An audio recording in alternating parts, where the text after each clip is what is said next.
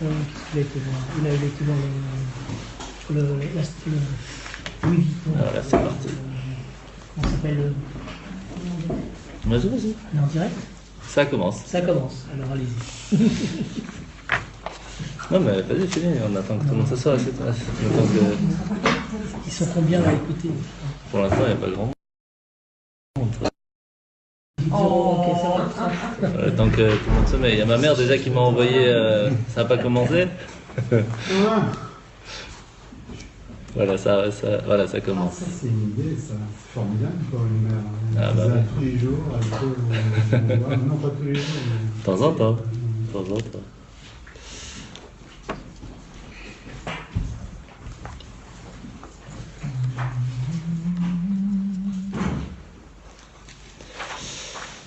Alors, bonsoir tout le monde. Comme vous le savez, le mois de Elul a commencé.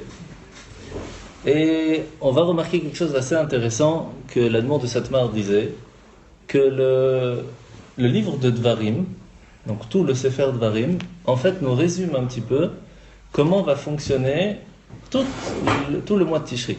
Comment est-ce qu'on va commencer à se préparer dans le mois de Elul, la Teshuvah, etc., jusqu'à arriver après Simchat Torah. Alors comment ça fonctionne? Si on regarde d'abord la première paracha, c'est Dvarim, c'est tout simplement les choses, les paroles qu'on va devoir faire attention.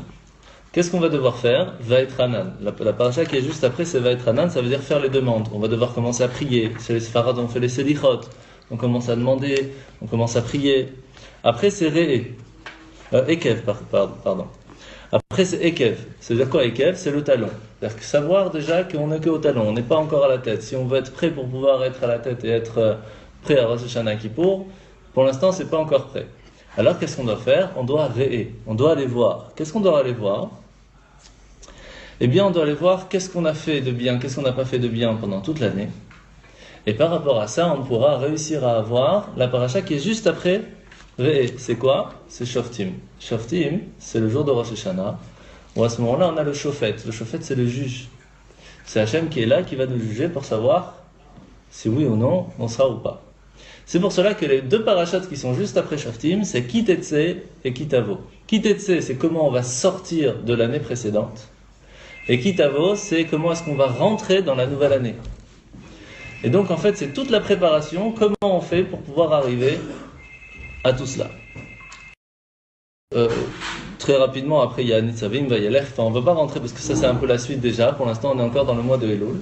Mais déjà, on peut remarquer quelque chose, c'est que dans notre mois aujourd'hui, à partir d'aujourd'hui, on doit se préparer à recevoir la fête de Rosh Hashanah et de Kippour, mais que le mois de Elul en soi, c'est une force. Hello. Ah oui. Installez-vous. Tout va bien? Oh, facile. Donc très rapidement, le livre de Dvarim qu'on est en train de lire, juste avant d'arriver à Rosh Hashanah, c'est une grande préparation à recevoir le jugement qui va y avoir le jour de Rosh Hashanah. Alors comment s'y préparer? Pour cela, il y a la première chose, les Teilim. Vous savez, comme on en a parlé juste avant, les Teilim, c'est une très très très grande force. C'est une force qui donne la possibilité à chacun de pouvoir enlever tous les décrets qui pourraient être pas bien sur une personne, tout enlever. Vraiment recommencer à zéro et même changer ce qui n'était pas bon avant. Alors la force des Teilim, elle est tellement forte qu'on a l'habitude de faire tous les Teilim pendant le mois de Elul, tout, pour être sûr que le Sefer, donc les 150 Teilim, nous protège. Alors il y a plusieurs façons comment le faire. On a expliqué dans les Timot Torah, en faisant 10 tous les jours, on permet de faire 2 fois tout le Sefer Teilim, mais la coutume c'est de faire 3 Teilim par jour. Ce qui fait qu'après, quand on arrive 3 fois 30, ça fait 120, donc on n'arrive pas à 150, mais en arrivant avec Rosh Hashanah et Kippour, etc., on arrive à la fin de Kippour en ayant tout fini. Donc c'est ça un petit peu le but. Mais par contre, il y a une chose autre qui est très importante, c'est de participer à une lecture. Alors qu'est-ce que c'est? Imaginez que dans la ville de Bruxelles, il y a beaucoup de monde, Baruch Hashem. Si chacun fait un Teilim, on peut arriver à ce que tout le monde, tous ensemble, on puisse faire tout le Sefer de Teilim ensemble. Il faut 150 personnes. Ou si même moins, si on peut faire 1, 2, il y en a qui sont tout petits, il y en a qui sont plus grands. Et ça peut se faire en un mois, on a tout le mois de Elul. Donc j'ai la liste ici, je vous enverrai de toute façon en WhatsApp avec le lien, vous pourrez vous inscrire et choisir le Tehillim et cliquer directement sur le Tehillim que vous voudrez. Et comme ça, on pourra tous ensemble faire partie d'un livre de Tehillim qui sera fait avant Rosh Hashanah. C'est extraordinaire. Ça nous permet de nous réunir et avec cette force de Tehillim. Alors, le Midrash Tehillim nous raconte une histoire. Il nous raconte qu'une fois, il y avait un roi qui a fait une grande séouda, un grand repas. Et il avait très peur que personne n'arrive. Vous savez, c'est comme quand on prépare une fête à la yeshiva, et puis on stresse parce que personne n'a répondu s'ils viennent ou pas. Et donc on est dans le stress complet. Et bah, au Hachem, on a quelques-uns qui sont à l'avance, et qu'on se dit, ah, il m'a déjà enlevé la honte, je suis pas tout seul. Ça, c'est un petit peu la même chose lorsque ce roi prépare son grand repas. Il est sûr que tout le monde va arriver. Pour l'instant, il y a personne. Et 10 minutes avant que ça commence, il y a quelqu'un qui arrive. Keniré, il était hollandais lui aussi.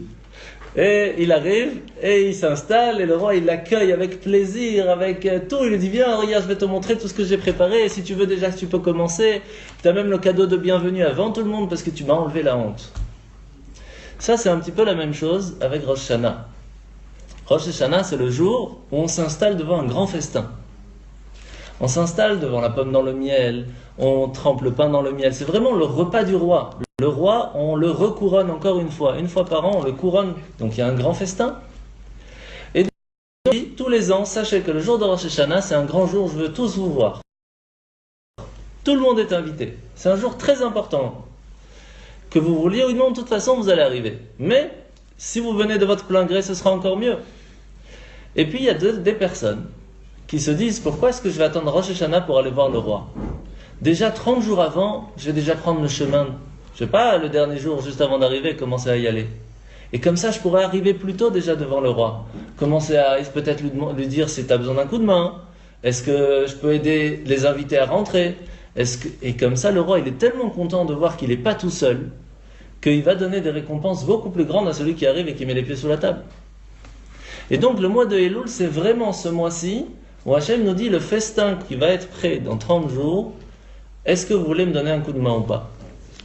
C'est pour cela que le mois de Elul est appelé le mois où le roi il sort dans les champs. C'est-à-dire quoi, il sort dans les champs? En règle générale, un roi, il est dans son palais.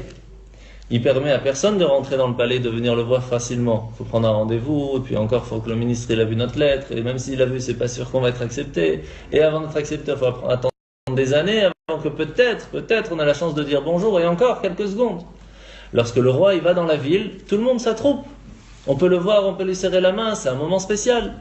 Donc imaginez lorsque le roi il arrive dans une ville et que tout le monde vient à sa rencontre. Il est content. Imaginez, il arrive dans une ville et il n'y a personne qui vient à sa rencontre. La ville ne va peut-être pas recevoir les mêmes subventions. Donc c'est un petit peu ce qui se passe le mois de Elul. Le mois de Elul, Dieu il vient dans chaque ville, chaque village, chaque rue et il vient poser la question, est-ce que tu veux venir me voir? Et par rapport à comment nous, pendant le mois d'Elul, on va faire un effort pour venir le voir, comme ça, lui aussi, va nous faire un effort pour venir nous donner. Alors, quand on regarde le mois de Elul, comme on a expliqué juste avant, chaque paracha de Dvarim nous prépare à arriver à Rosh Hashanah. Et notre paracha, c'est paracha de Shoftim, qui est en grand rapport avec Rosh Hashanah, puisque Shoftim, c'est le mot Shofet, le juge que nous allons avoir le jour du nouvel an, du Rosh Hashanah. C'est écrit dans notre paracha au tout début, Shoftim veshotrim titen lecha bechol sha'arecha. Il faudra mettre des juges, des policiers, etc. devant toi. Il faut te donner à toi personnellement. Pourquoi c'est pas écrit? Pourquoi Dieu ne parle pas à tout le monde? Titen lachem, que chacun, dans chaque village, dans chaque ville, dans chaque pays, ait des juges. Pourquoi c'est écrit au singulier? Parce qu'avant de pouvoir juger les autres, il faut pouvoir se juger soi-même. Il faut savoir qu'il n'y a personne dans le monde qui peut juger personne. Il n'y a que Dieu. Personne ne peut dire lui il fait mieux que moi, lui il fait moins que moi, lui il fait plus. Personne ne peut juger. Pourquoi? Parce qu'avant de pouvoir dire lui il est de tel niveau, lui de tel niveau, il faut comprendre comment il est né, dans quelle maison il est né, comment il a été éduqué, qu'est-ce qui lui est passé dans la vie, qu'est-ce qui a été prévu dans son mazal là-haut. Et avec tout ça, là où il en est arrivé, on ne peut pas juger. On n'est pas assez intelligent pour pouvoir juger chacun. La seule personne, c'est celui qui nous a créés, qui lui, il sait exactement ce qu'il nous a donné, comment il nous a donné, comment on a utilisé notre potentiel, il n'y a que lui qui peut juger. Et donc, avant de commencer à aller juger les autres, mets-toi un juge sur toi-même pour savoir et pour essayer de faire que toi-même tu vas réussir à savoir où tu en es pour pouvoir après évoluer. Donc si déjà soi-même on n'arrive pas à se regarder dans la classe, c'est déjà plus difficile lorsqu'on sait qu'on arrive devant Dieu, parce que c'est un petit peu ça qu'il va nous demander. Comment tu te sens toi-même? Ça s'est bien passé l'année ou il y a encore des efforts à faire? C'est sûr qu'il y a des efforts à faire, puisqu'il nous a créés humains, avec la possibilité, et le but c'est de faire des efforts. Mais à partir du moment où on sait qu'on est en train de faire des efforts, même si on n'est pas réussi, parce que on sait très bien qu'on vit dans ce monde pour faire une vie d'effort, pas faire une vie de réussite. C'est pas évident de réussir, puisqu'il y a toujours une suite. La Torah c'est illimité, on peut toujours faire mieux. Mais tant qu'on est sur le bon chemin, alors on est bon. C'est pour cela qu'il y avait il y a une histoire à Mexico que vous pouvez demander. Il y a un shiur, donc c'est un cours de Torah qui est organisé 2 fois par semaine, mais en tout cas 1 fois par semaine tout le temps, sur le Choshen Mishpat.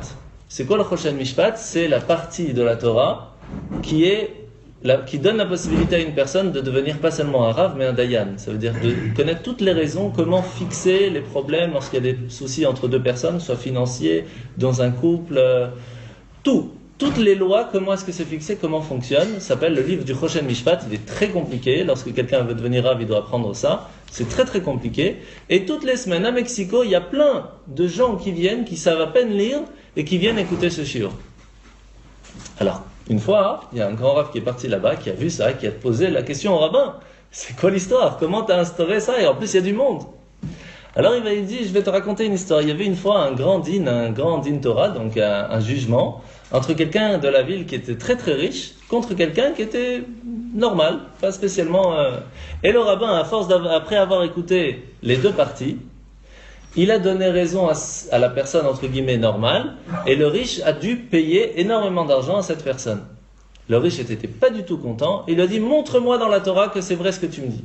Il dit, il n'y a pas de problème, on va se voir 1 fois par semaine, on va étudier ensemble, pour l'instant la partie qui est en rapport avec toi, pour que tu comprennes pourquoi je t'ai demandé de payer. Et ils ont appris pendant plus d'1 an, et après 1 an, il a dit au Rav, je suis tout à fait d'accord avec le din, avec le jugement que tu as fait, parce que maintenant je comprends la raison. À partir de maintenant, je te donne tous les fonds nécessaires pour faire un shiur sur le Choshen Mishpat qui va expliquer aux gens comment fonctionne la volonté et la sagesse divine de faire les choses bien et droites. Et c'est comme ça que ce shiur existe et qui continue encore jusqu'à aujourd'hui. Au Mexique. Au Mexico, la ville de Mexico. C'est quand même extraordinaire. Tout ça parce qu'il y a une personne qui était intelligente. Ça dans tout le monde. Alvaï. Bon, d'abord, il faut avoir la bonne personne qui fait le cours. Hein. Déjà, il faut la bonne personne qui fait le cours. Parce que j'ai déjà écouté des cours de Choshen Mishpat, je peux vous assurer, il faut les suivre. Et il faut être bon pour pouvoir déjà le comprendre avant de les faire. Je vous assure que ce n'est pas du tout évident. Mais s'il y a vraiment quelqu'un de bien qui fait ce cours, je peux vous assurer que c'est hyper intéressant. Parce que ça ouvre l'esprit, mais on se dit, on est vraiment comme ça par rapport à la sagesse qu'il y a dans la Torah. Et c'est pour cela que lorsque dans le paracha on dit Titen lecha bechol she'arecha, il faut nous donner des juges. À toi personnellement au singulier, c'est que si déjà une personne comprend comment la sagesse divine comprend, elle fonctionne, elle va aussi aller vers d'autres pour pouvoir après leur montrer quelle est la vérité de la Torah. Et donc des fois il ne faut pas se dire oui je vais faire un cours que s'il y a 3000 personnes, s'il y a deux personnes je ne viens pas.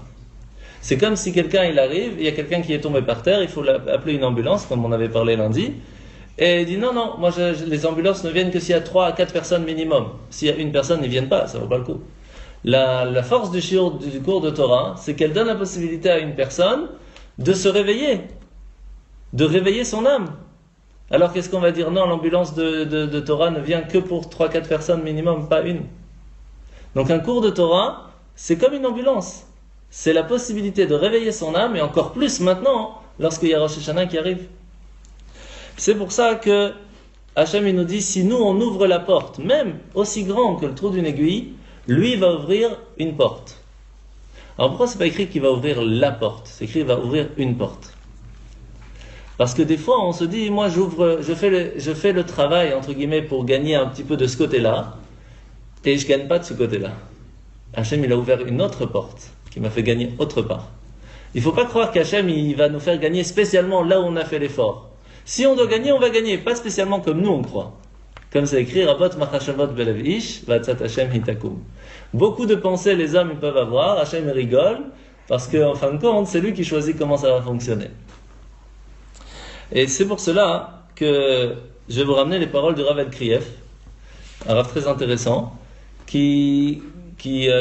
pourquoi je précise, parce qu'en fait c'est expliqué dans les Pirkei Avot, dans les maximes des pères, que quand on ramène les paroles de qui a dit quoi, ça amène la délivrance dans le monde. Ça amène la Géoula, tout simplement. Alors, parce que sinon je peux dire c'est moi qui ai dit.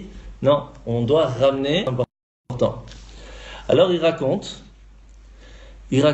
que il y a un livre où là-bas on raconte une histoire, le Noam Siach, on raconte l'histoire de Rav Pesach Kram, qui en Israël avait l'habitude, comme il a connu la Shoah, de ramener pas mal de gens en Pologne, en Allemagne, etc., de faire beaucoup de tours pour montrer aux gens comment c'était avant, qu'est-ce qui s'est passé pendant la guerre.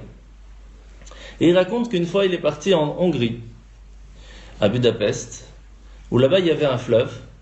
Ils avaient l'habitude de mettre en rang les juifs devant le fleuve, de tirer, comme ça après ils coulent directement. Et puis il raconte qu'au bout d'un moment ça coûtait trop cher les balles. Alors qu'est-ce qu'ils ont fait? Ils ont attaché 3 personnes en même temps et tiré sur celui du milieu, comme ça il était obligé de couler. Et grâce à ça, entre guillemets, il y a pas mal de gens qui ont survécu. Et lui-même était là-bas, il a survécu par cette histoire-là. Et donc il raconte lorsqu'il est là-bas. Et qu'est-ce qu'il a fait lorsqu'il a amené du monde sur place?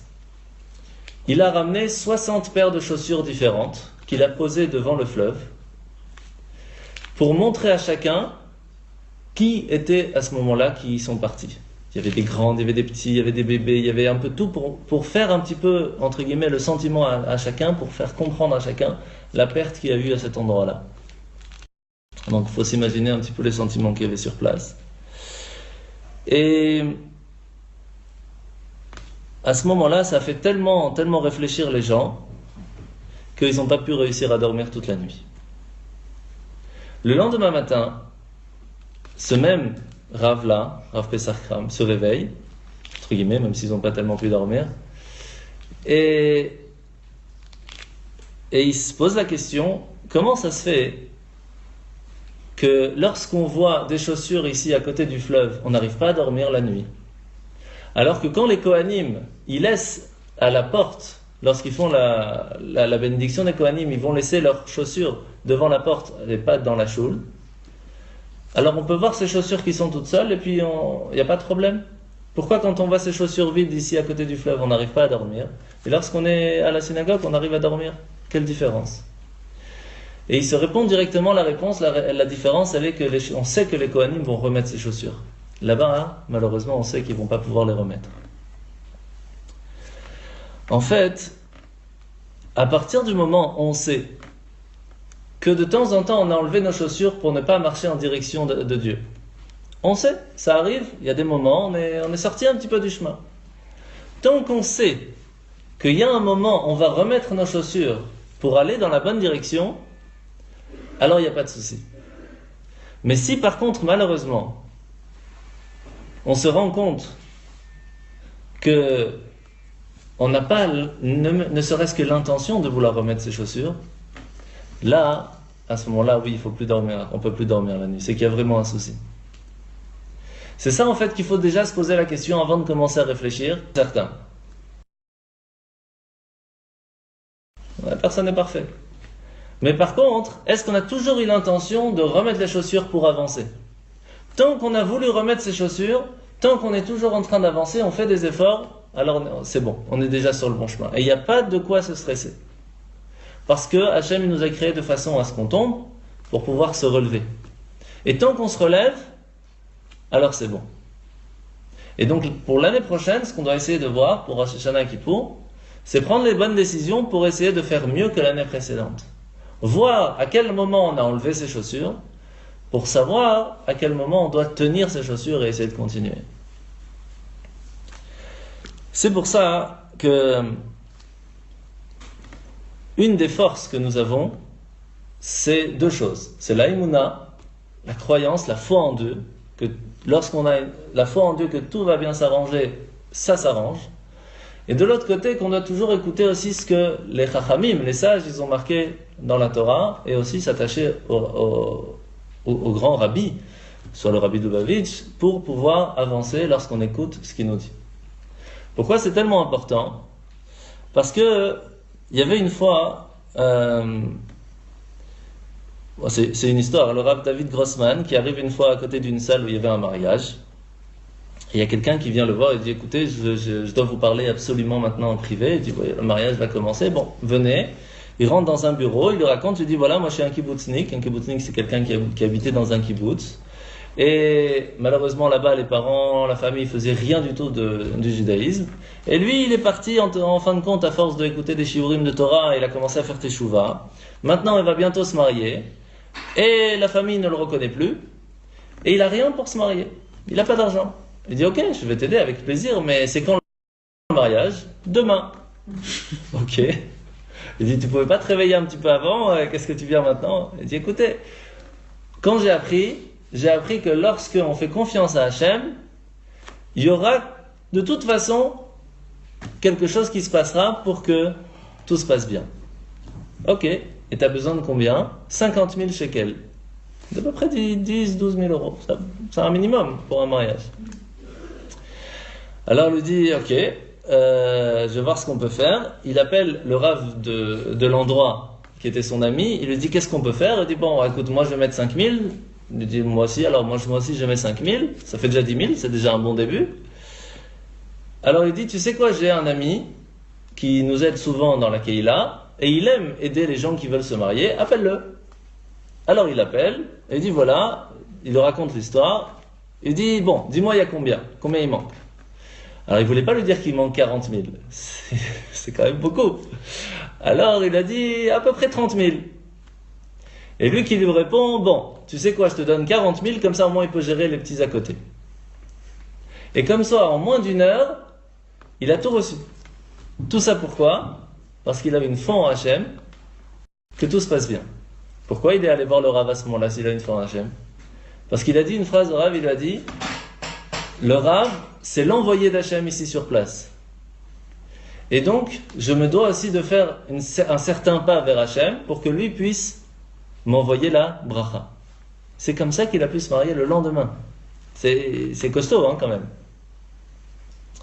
Donc, lorsque on a une réponse du Rabbi, si on sait que le Rabbi, dans telle situation, il a répondu que c'est comme ça qu'il faut fonctionner, il ne faut pas avoir peur, il faut avancer. Parce que la émouna qu'on a envers le Rabbi, c'est sûr qu'elle fonctionne. Alors c'est sûr que maintenant c'est beaucoup plus difficile lorsqu'on ne voit pas physiquement le Rabbi de pouvoir lui poser les questions, c'est plus difficile. Mais quand même, il y a des réponses qui ont été données à énormément de questions. Donc si on sait qu'à telle question la réponse a été donnée de cette façon, il ne faut pas avoir peur, il faut suivre. Et si on suit ce que le Rabbi nous dit, tout va bien. Alors dans la paracha, on raconte une histoire des Edim Zomemim. Est-ce que vous avez entendu parler des Edim Zomemim? Edim Zomemim, c'est, imaginez au tribunal, il y a des témoins qui viennent, qui disent, voilà, telle personne, elle a emprunté à telle personne, et on sait qu'elle ne lui a pas rendu. Ok. Ils vont les prendre à part, ils vont poser plein de questions, ils vont se rendre compte que les deux, ils ont vraiment vu l'histoire. Donc les deux sont justes, on peut les croire. Et ils disent à la personne, il faut que tu payes. Juste avant qu'il va pour payer, il y a deux autres personnes qui viennent et qui disent, mais comment vous pouvez être à tel endroit? Vous dites que vous étiez à Jérusalem quand vous avez vu cette histoire, vous étiez avec nous à Tel Aviv le jour même. Il y a un problème. Et donc ils cassent le témoignage de ces témoins. Ces deux témoins vont devoir payer l'argent qu'ils ont voulu faire payer à l'autre. Eh oui. Et ça vaut même s'ils ont fait un témoignage pour que la personne soit tuée, par exemple, il a transgressé, je sais pas, Kippour, il a tué quelqu'un, etc., etc.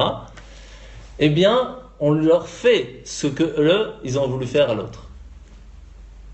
Mais si par contre, c'est intéressant, c'est même très spécial, si par contre, le jugement a été donné et qu'il a déjà payé l'argent, alors, et qu'après les témoins ils viennent et disent, mais c'est pas possible, vous étiez là parce que vous étiez avec nous. eh bien les témoins ne sont pas obligés de payer. Pourquoi? Parce que si Hachem a laissé que les témoins arrivent en retard, ça montre qu'il voulait que l'autre y paye aussi. Et donc, eux, ils ont été simplement les messagers. Et donc, ils ne sont pas obligés de payer.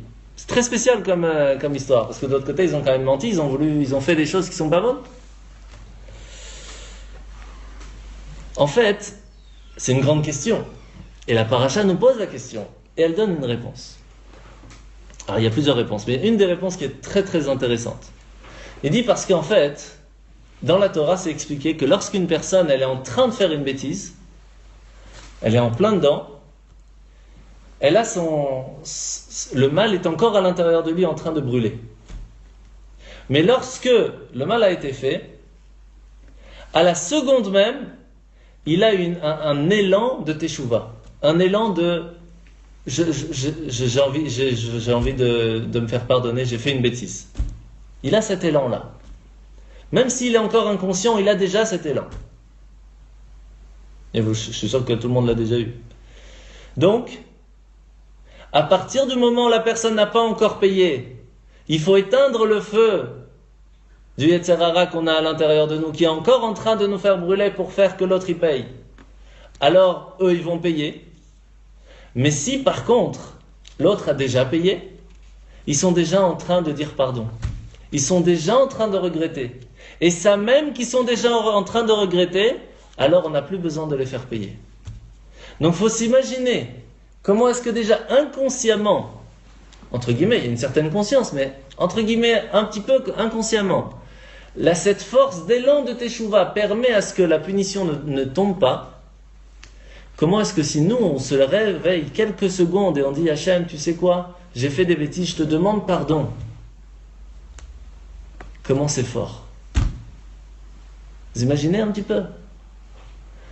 Donc, lorsqu'on prend quelques secondes avant Rosh Hashanah, maintenant pendant le mois de Elul, et qu'on parle à Hachem, dans toutes les langues, et qu'on dit Hachem, regarde, j'ai fait des choses qui étaient peut-être bien, peut-être pas bien pendant cette année-là, mais je te demande vraiment pardon de tout cœur. Peut-être je recommencerai l'année prochaine, mais je vais tout faire pour ne pas y arriver. Je vais vraiment tout essayer. Eh bien, à ce moment-là, Hachem permet à la personne pas seulement d'effacer les punitions qui pourraient arriver de là, mais de recommencer à zéro, et même si sa teshuva est vraiment de tout cœur, de changer le temps perdu en temps utilisé pour le bien. Ça, c'est un autre niveau, mais ça peut arriver. C'est extraordinaire. C'est pour cela qu'une des choses les plus dures, et qu'il faut réfléchir maintenant qu'on est pendant le mois de Elul, c'est les disputes. Alors, c'est quand qu'il y a les plus grandes disputes? C'est entre frères. Vous savez, entre frères et sœurs, c'est le pire. Le problème, c'est qu'on est tous frères et sœurs. Donc, quand il y a un problème entre nous, ça peut faire des étincelles. C'est pour cela que, malheureusement, il y avait une histoire avec deux frères. Un qui était assez riche, un qui était malheureusement très pauvre. Et le riche essayait d'aider son frère, mais l'autre, il était sûr que toute la raison pourquoi il n'arrivait pas à gagner d'argent et à chaque fois qu'il faisait quelque chose, ça ne marchait pas, tout ça, c'était à cause de son frère. Et donc, il ne voulait pas lui parler, il ne voulait rien savoir de lui, rien. Il a coupé les ponts complètement. Jusqu'au moment où le riche avait une fille qui devait se marier. Il a dit, comment je peux faire le mariage de ma fille sans que mon frère soit là? C'est pas possible. Alors, il va carrément lui-même, il se déplace. Il va chez son frère, il tape à la porte. Et il lui dit, écoute, je veux tout ce que tu veux. Tu me dis ce que tu veux. Ce que tu veux. Mais s'il te plaît, viens en mariage. Je te pardonne, je te supplie, je me prosterne devant toi. Mais s'il te plaît, viens en mariage. Et il n'a rien voulu savoir. Il rentre chez lui, il est triste. Il prépare le mariage. Le jour du mariage arrive, le frère n'est pas là. Il y a un grand orchestre, il y a un super violoniste extraordinaire qui est venu, il y a un super festin extraordinaire.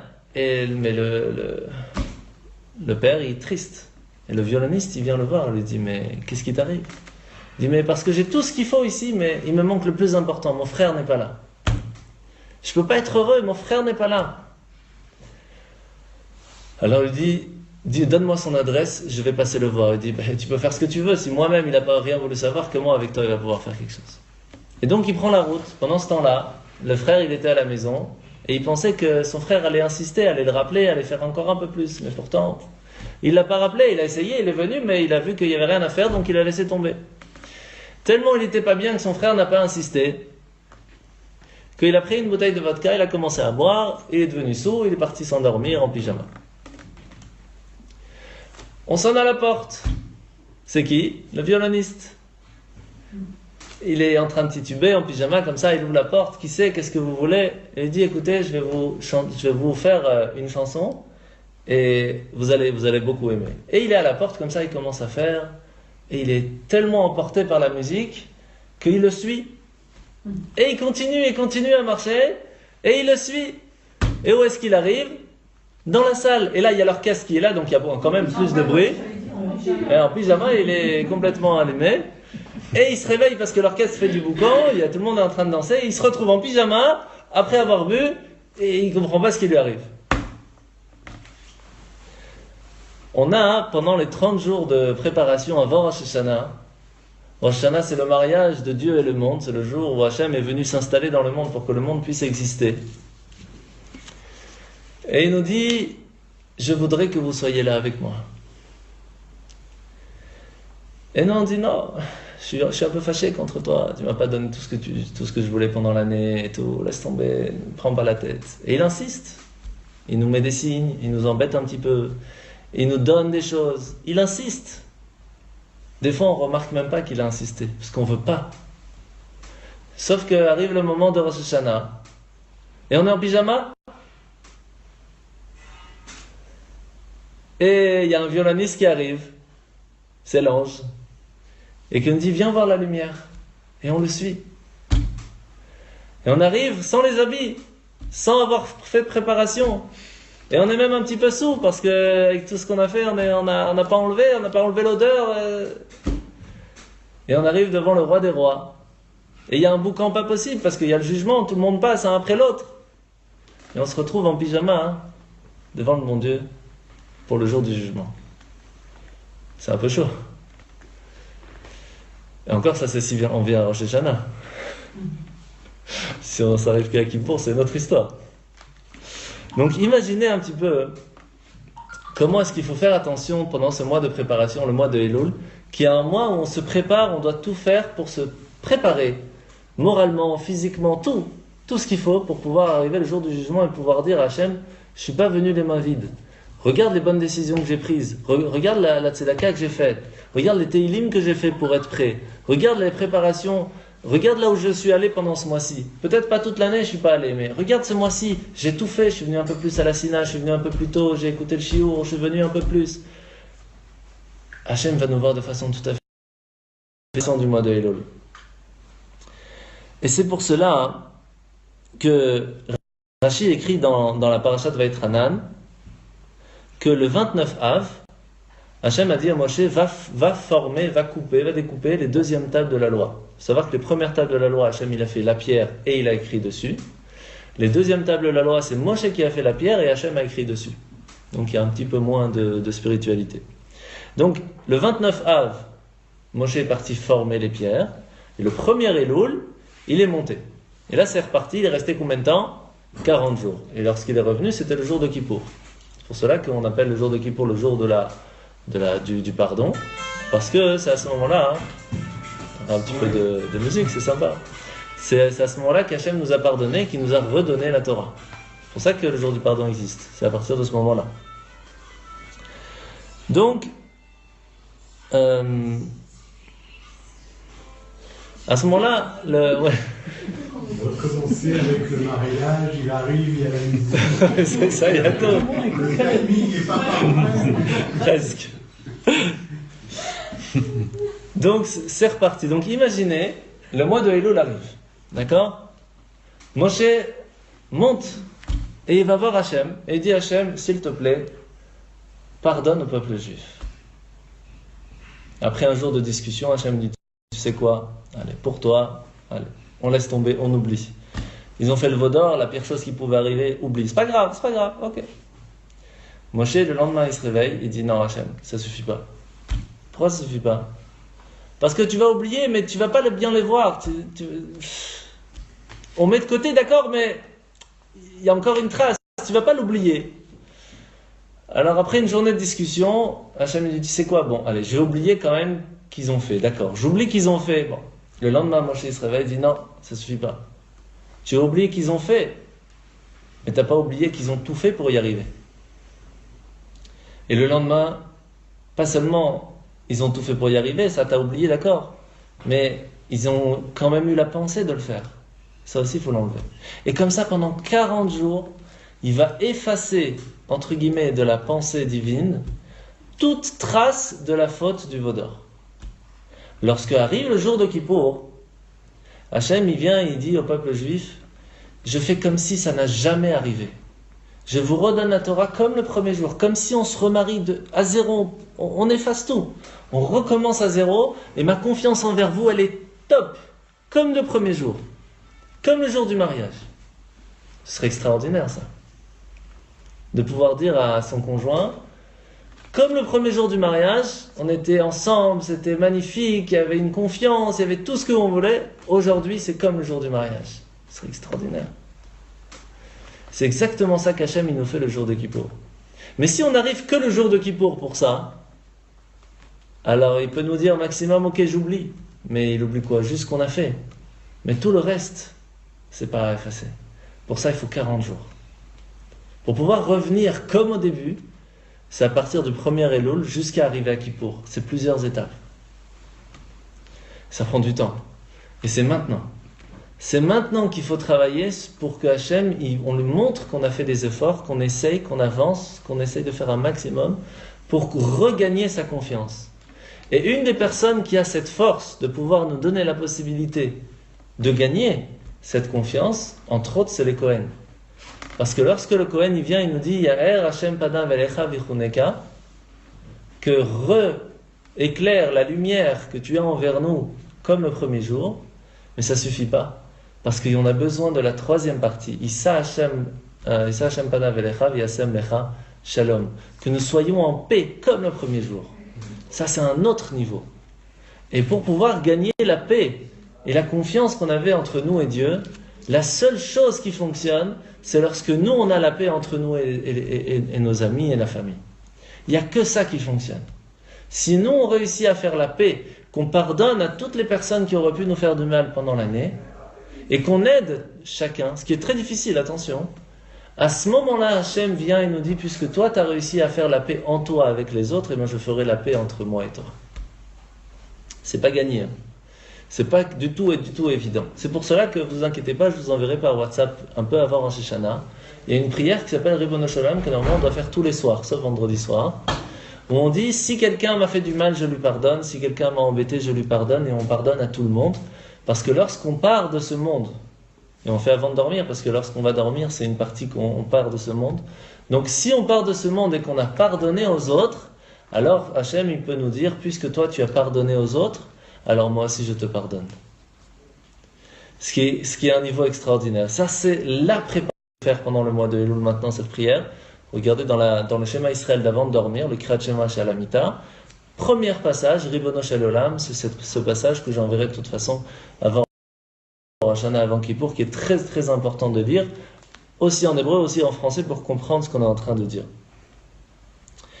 Alors maintenant, c'est expliqué que toute la raison pourquoi on est né, pourquoi est-ce qu'on est né?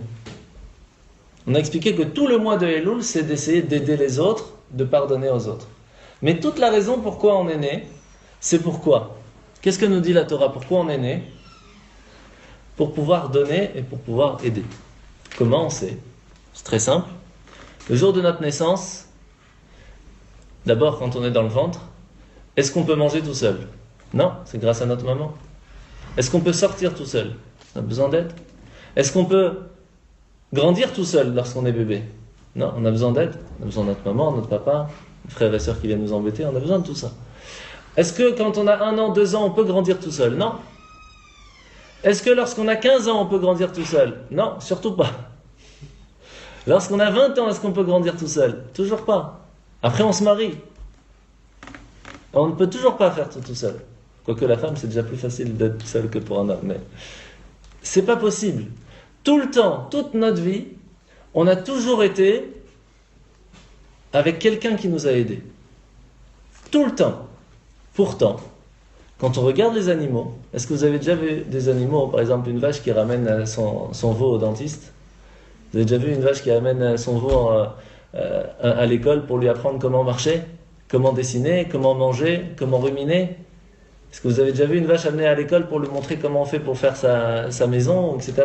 Ou les oiseaux, comment faire un nid, ou aller chercher à manger?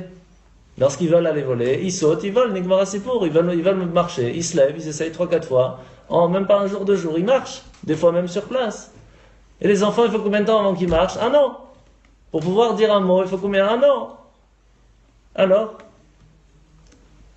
Parce que les animaux n'ont pas été créés pour spécialement donner. Alors que l'humain a été créé, toute la raison pourquoi il a été créé, la seule raison pourquoi il a été créé, c'est pour donner. C'est la seule raison. Alors il y a plusieurs histoires, je vais en raconter une. Il y a un grand roi romain, je ne sais plus si c'est Turnus Rufus, je ne sais plus exactement, mais en tout cas il y a un grand roi romain qui va en guerre, et il doit passer par la ville de Tibériade, et là-bas, lorsqu'il arrive dans cette ville, il voit une personne très âgée, qui a déjà 100 ans, qui est en train de planter un figuier, plusieurs figuiers. Alors il dit, qu'est-ce que tu fais? Il dit, je plante des figuiers. Il dit, pourquoi faire?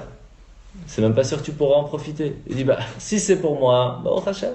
Si c'est pas pour moi, ce sera pour mes enfants. Si c'est pas pour mes enfants, ce sera pour mes petits-enfants. Si c'est pas pour mes petits-enfants, pour tout celui qui va en profiter. C'est comme le caroubier. Caroubier, il faut 70 ans avant qu'il donne des fruits. Mais si je peux en profiter aujourd'hui, c'est parce qu'il y a 70 ans, il y a quelqu'un qui l'a planté. Donc, cette personne n'a pas pensé qu'à lui, elle a pensé à moi maintenant aujourd'hui. Donc maintenant, si je plante mon jardin de figues, c'est pas spécialement pour moi. Si je peux pour moi, au Hachem, mais sinon, c'est pour donner, c'est pour les autres. Et je ne dois pas m'arrêter parce que j'ai 100 ans. Quand il revient de guerre 3 ans plus tard, il dit à ses généraux, s'il te plaît, repasse. On repasse par Tibériade. Et il arrive là-bas à Tibériade, et qu'est-ce qu'il voit? Il y a encore ce vieux monsieur qui est là, qui a 103 ans, en train de gérer ses arbres. Mais il n'y a pas encore de fruits. Alors il dit, comment ça va et tout? Il dit, voilà, tu vois, au Hachem, ça a grandi, même s'il n'y a pas encore de fruits, mais au Hachem. Et il rentre au palais. 2 ans plus tard, qui c'est qu'on voit arriver au palais? Un vieux monsieur de 105 ans, avec un panier, un petit panier, avec plein de figues dedans.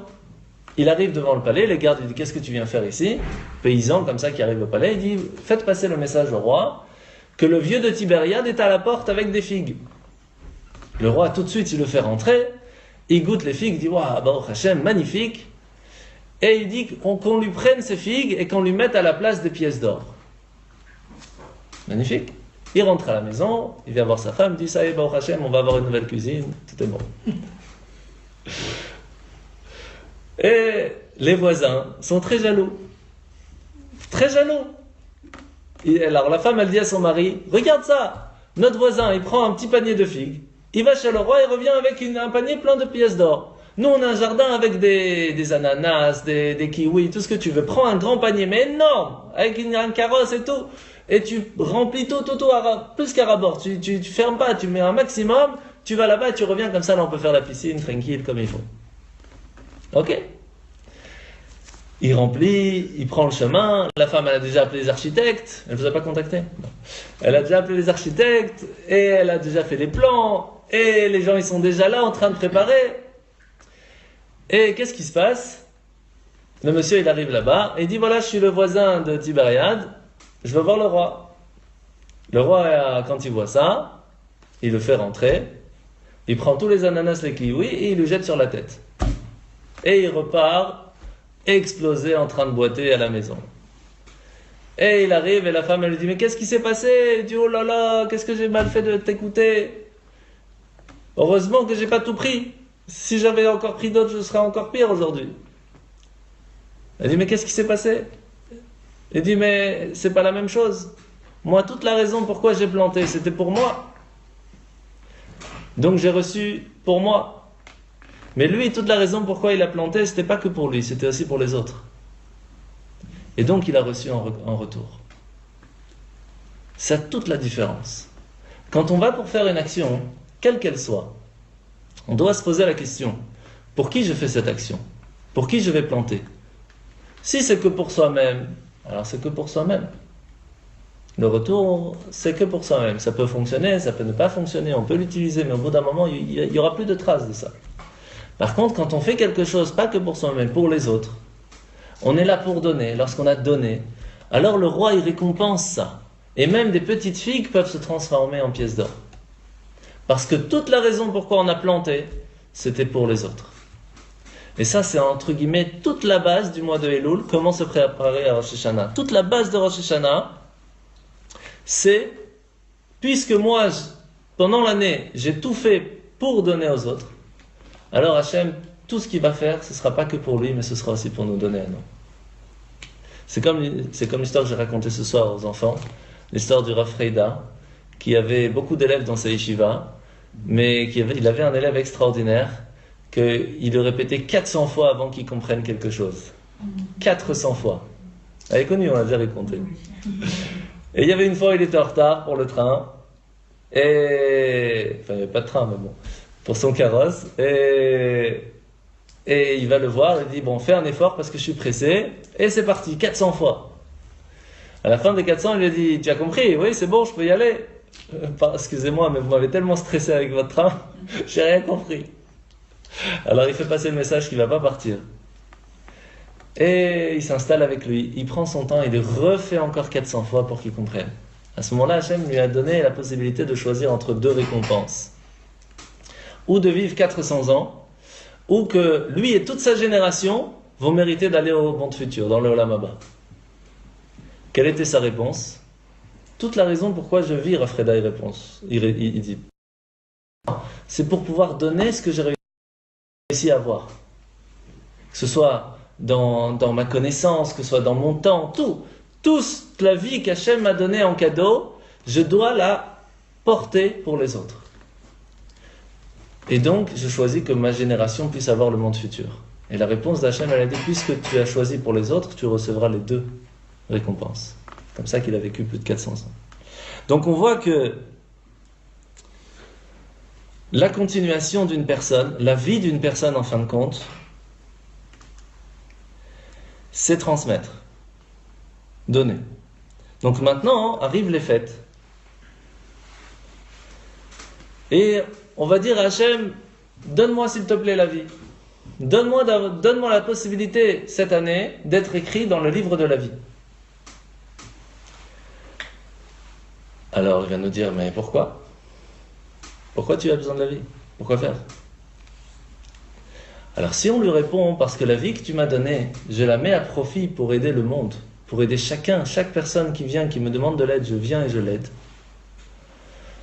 Alors bien sûr, ça mérite qu'on reçoive la chance d'être écrit dans le livre de la vie. C'est tout simplement ça. C'est pour cela que la personne, chaque humain est considéré comme un arbre des champs. Vous savez que quand on va en guerre, on n'a pas le droit de déraciner les arbres fruitiers. Sous aucun prétexte. Très très rare si on a le droit d'enlever un arbre fruitier, très rare. Par contre, si c'est un autre arbre, ça ne change pas lequel c'est, un séquoia, un cèdre, un chêne. Comme il ne donne pas de fruits, on peut le déraciner sans problème. Pourquoi? La différence, elle est simple. À partir du moment où elle ne donne pas de fruits, il n'a pas spécialement une raison d'exister. Par contre, tant qu'il donne des fruits, cet arbre a une raison d'exister. Et on ne peut pas enlever cet arbre tant qu'il est en train de donner des fruits. Et c'est la même chose avec l'humain. À partir du moment où quelqu'un il est en train d'aider, même une seule personne reçoit de tel humain, de telle personne reçoit de l'aide, il est un besoin dans ce monde. Il a une raison d'être dans ce monde. Et c'est pour cela que pendant le mois de Elul, il est très très important de montrer à Hachem que nous faisons la tzedaka, que nous aidons notre prochain, parce que nous donnons tout simplement une raison à Hachem de nous laisser vivre encore une année. C'est ça, toute la préparation au mois de Elul. Kenjimon. Ah ben, dans mon jardin, j'ai un arbre de fruits. Mais le seul qui profite de ce fruit, c'est des oiseaux. Baruch Hashem. Alors, je l'ai coupé. Aïe. Ça va, alors. Ah non, mais c'est bien parce que les oiseaux peuvent aussi. Bah oui. Ils ont aussi les droits de Je l'ai manger. enlevé. T'as enlevé les... Mais c'est quoi comme arbre? C'est un arbre de quoi, quoi comme fruit? Je l'ai laissé pousser. Bah oui, il faut le laisser pousser. Je l'ai laissé. Alors on a la chance d'avoir aujourd'hui le Rav Pinson de Nice. On a la chance d'avoir le Rav Pinson de Nice qui est spécialement là, tous les ans un petit peu avant Rosh Hashanah. Et il va vous dire quelques mots, je vais aller le chercher sur les fêtes. Ça vous va? J'ai fait un peu plus vite, vous voyez, il n'est pas encore 9h, pour lui laisser la possibilité de parler. Il a du coup que 2 minutes. Pardon? Non, mais ça va, vous n'allez pas partir, vous allez laisser 5 minutes. Je laisse faire. Il est frère de son frère. Oui, oui, oui. Il y a beaucoup, à mon avis, beaucoup. Installez-vous.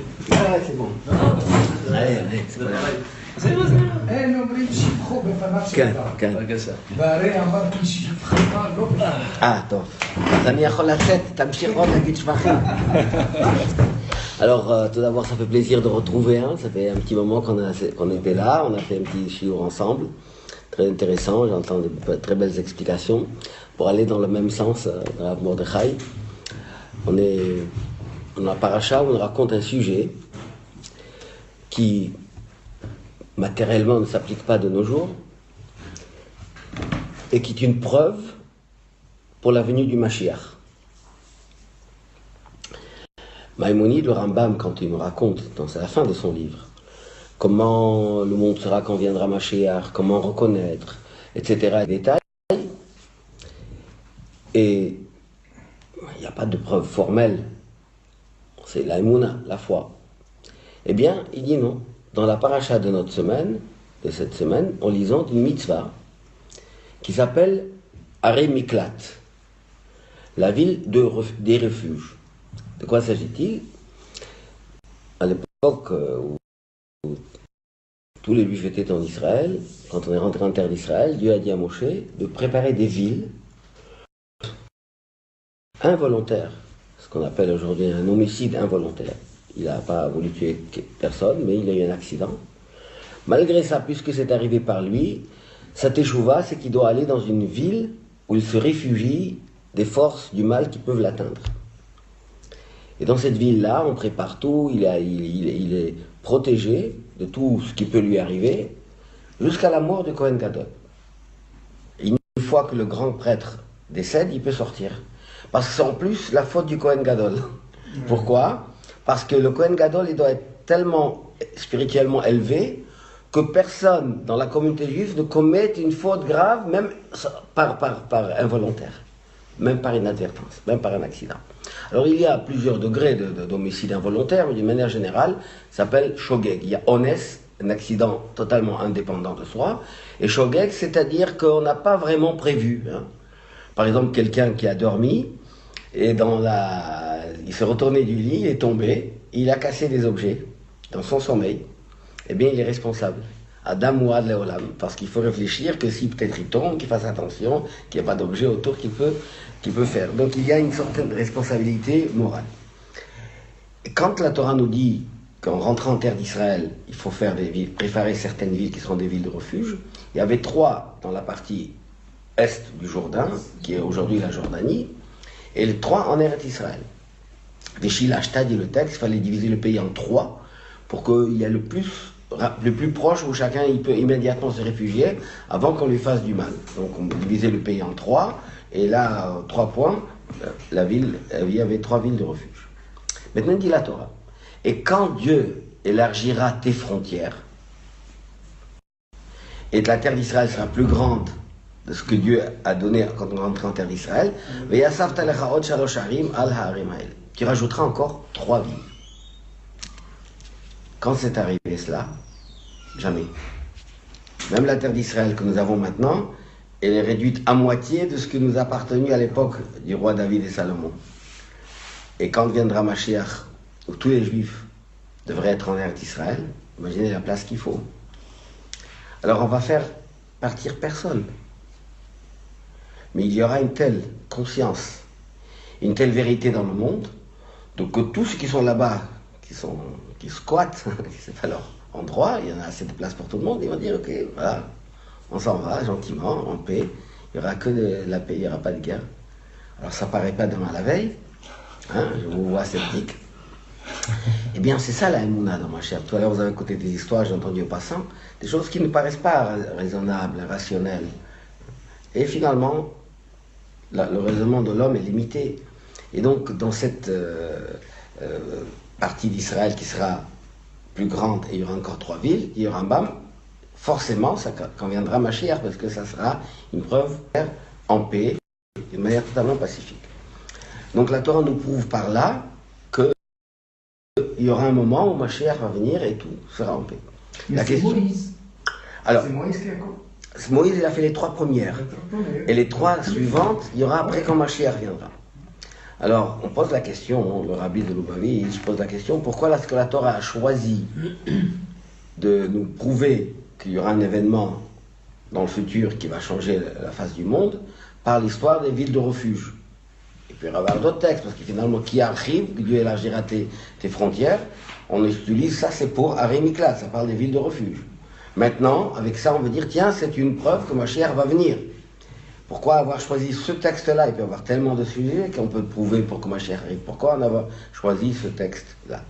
Parce que l'idée même du principe de l'époque messianique, c'est une notion de ville de refuge. Une ville de refuge, c'est-à-dire qu'on est protégé de tout le mal. Et le mal principal est en nous, c'est le Yetzer Hara. C'est le pire des mal, parce que les autres, on peut se débrouiller. Mais avec soi-même, dit la Mishnah, on a eu tout à l'heure Pirkei Avot, Ezeo Gibor, Hakovesh et Yitro, le vrai héros, celui qui a pu conquérir, qui a fait des grosses conquêtes, pas des autres. Sa propre conquête, il arrive à dominer ses passions. Donc la ville de refuge, ce sera quand Mashiach viendra. L'esprit du monde, pas seulement sur un plan géographique, mais sur un plan moral et spirituel, la terre d'Israël et le monde entier finalement sera une ville de refuge, c'est-à-dire un endroit de paix, de tranquillité et d'harmonie. Alors on a bien choisi ce texte-là parce que déjà il n'y aura plus de meurtre, parce qu'il s'agit de quelqu'un qui t'a fait involontairement. Et même quelque chose qui est accidentel, quand on a la conscience de cela, ça n'arrive pas. Donc le fait de se trouver dans les villes de refuge, ça montre qu'on est déjà à un niveau où le mal n'existe plus.